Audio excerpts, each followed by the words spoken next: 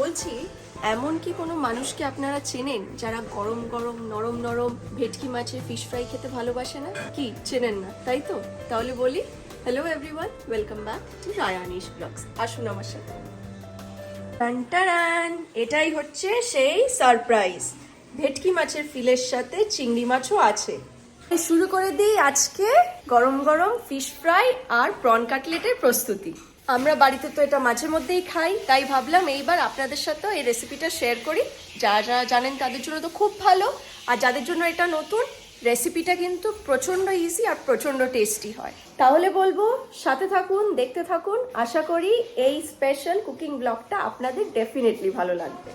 এইখানে প্রায় 25 থেকে 30টা ভেটকি মাছের ফিলে আছে। তার সাথে যেহেতু আনিশ চিংড়ি মাছ খেতে পছন্দ করে, তাই একটু চিংড়ি মাছও অ্যাড করা হয়েছে। এখানে রয়েছে ডিম, এখানে রয়েছে ব্রেড ক্রাম্বস, আর 25-30টা ফিলে আন্দাজে এখানে দেওয়া হয়েছে 200 গ্রাম মতন ধনেপাতা বাটা, ওটা দুটো রসুন পেস্ট, মাঝারি সাইজের দুটো পেঁয়াজ বাটা মতন লঙ্কা বাটা, আর নুন আর পাতিলেবুর রস।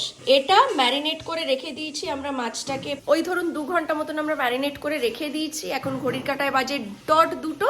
এবার শুরু করব ফিশ ফ্রাই করা। সেই আন্দাজ অনুযায়ী 4টে ডিম নিয়ে নিয়েছি, যেরকম আপনাদেরকে দেখালাম। এবার আস্তে আস্তে ডিমগুলোকে ফেটিয়ে নেব।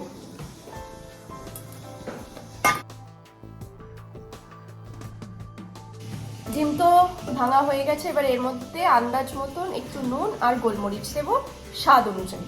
দিয়ে দাও মাসি। হ্যাঁ, এবার গোলমরিচ পড়ে গেল এর মধ্যে, আর একটু দাও মাসি।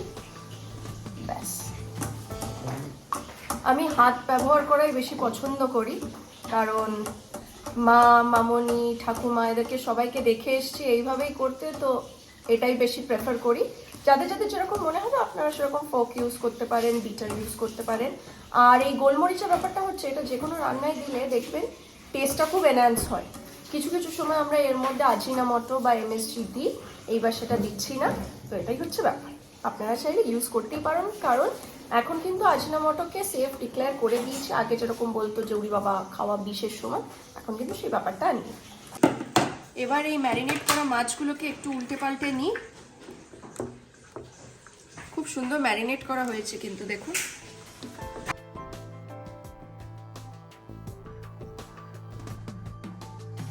পিসগুলো বেশ ভালো ভালো হয়েছে, মানে এটাই প্রমাণ সাইজের পিস। এর থেকে বেশি বড় হলে কিন্তু মানে অন্তত আমাদের খুব একটা ভালো লাগে না। এই ম্যারিনেশনটা কিন্তু সম্পূর্ণ মামনি করেছে, এতে আমার কোনো কৃতিত্ব নেই।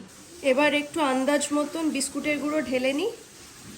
তবে আমি আপনাদের প্রথমে বলবো, এক গাদা বেশি বিস্কুটের গুঁড়ো ঢেলে ফেলবেন না, কারণ এটাতে একটু ওয়েস্টেজ হয়। তো অল্প অল্প করে বিস্কুটের গুঁড়ো নেবেন, একটু একটু করে তৈরি করবেন, আবার বিস্কুটের গুঁড়ো অ্যাড করবেন। এবার মাছটার গায়ে একটু ম্যারিনেট করা মশলাটা একটু লাগিয়ে নিয়ে এটাকে ডিমের গোলাতে চোবাবো। এইভাবে চুবিয়ে নিলাম, নিয়ে বিস্কুটের গুঁড়োর উপর এরকমভাবে কবার টস করব। এখনই কিন্তু চাপবো না, কবার টস করব এইভাবে। দেখছেন কি সুন্দরভাবে গায়ে কোটিংটা লেগে যাচ্ছে। আর বেশি চাপবেন না কিন্তু এই সময়, আলতো হাতে পুরো ব্যাপারটা করতে হবে।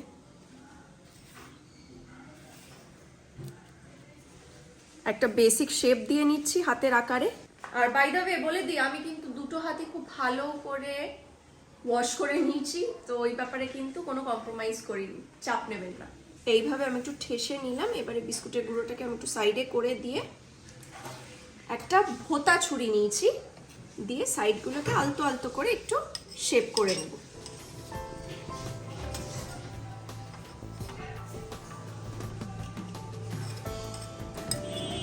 দেখেই তো খুব লোভনীয় মনে হচ্ছে। আহা, কখন ভাজবে আর কখন খাওয়া হবে। কি হয়েছে তো তাহলে দোকানের মতন আমাদের ফিশ ফ্রাই। এইভাবে এতগুলো জিনিসকে রেডি করতে হবে আমাদেরকে। তো চলুন, এবার কথা কম আর কাজ বেশি। এরকম বক্স নিয়ে নিয়েছি, এরকম করে করে একটার উপরে একটা আমরা রেখে দেব।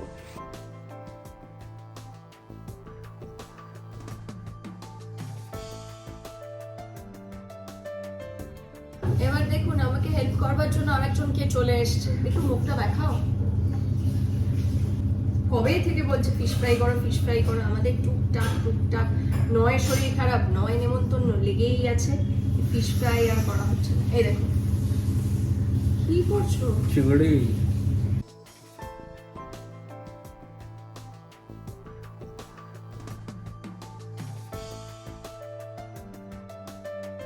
ফিশ ফ্রাই তো করা কমপ্লিট, দেখিয়ে দিই আপনাদেরকে। এই যে এখানে আছে, এখানে আছে। এবার দেখুন তার সাথে সাথে কিছু বোনাস সারপ্রাইজেস আছে। মাছের কিছু শ্রেডেড পিস ছিল, সেগুলো দিয়ে লম্বা লম্বা করে 5 পিস ফিশ ফিঙ্গারও হয়ে গেছে। এরকম সাইজের চাপড়া চিংড়ি নিয়েছি আমরা। এটাকে আমি কি করছি, আমি ম্যারিনেট করবার সময় একটু ভুলে গেছিলাম, আপনারা সেই সময় করে নেবেন। ছুরি দিয়ে মাঝখানটা এই যে এইভাবে চিড়ে নেবেন, মানে এরকম আলতো করে 40% মতন ছিঁড়ে নেবেন। এতে কি হবে, ভেতরে ভালো করে ডিমের গোলাটাও যাবে, বিস্কিটের গুঁড়োটাও ভালো করে এটা তৈরি করা যাবে। তো এরকম আমি এই কটা চিংড়ি মাছ করে নিয়েছি। এই কটা তৈরি করে আবার এগুলো ওইভাবে সেম ওয়েতে কাটবো। এই যে চিংড়ি মাছটাকে এরকম ভাবে ডিমের গোলাতে চুবিয়ে নিলাম, কিচ্ছু না, সিম্পল ওয়েতে এইভাবে করব। কিছু কিছু জায়গায় আপনারা দেখবেন কাটলেটের সাথে কিছু পুর দিয়ে সেটাকে চ্যাপটা করে, কিন্তু এটা তো বাড়িতে করা, ওরকম পারফেকশন তো আর আসবে না। তার সাথে ওই আলুর ওই পুর, ওটা আমরা পছন্দ করি না। তো ডাইরেক্ট চিংড়ি মাছটাকে এইভাবেই করছি।